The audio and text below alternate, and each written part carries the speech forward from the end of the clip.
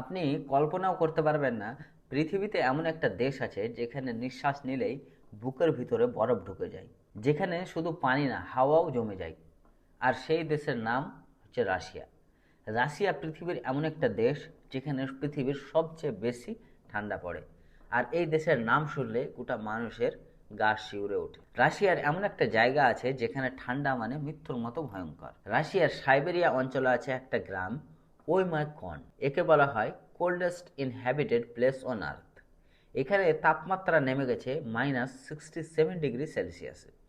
আর এই ঠান্ডায় মানুষ কথা বললেও কণ্ঠ জমে যায়, গাড়ি বন্ধ করলে আর চালু হয় না, চোখের পানি মুহূর্তের মধ্যেই বরফ হয়ে যায়।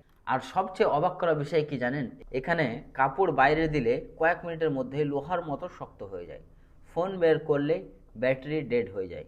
আর সেখানে কোনো ফ্রিজের প্রয়োজন পড়ে না, যে কোনো জিনিস রাখতে তাদের খোলা জায়গাতে রেখে দিলে বরফ হয়ে জমে যায়। আর এখানে এত ঠান্ডা হওয়ার কারণ, এই এলাকা সূর্য থেকে অনেকটা দূরে, চারিদিকে পাহাড় বাতাস সবকিছুই আটকে যায়।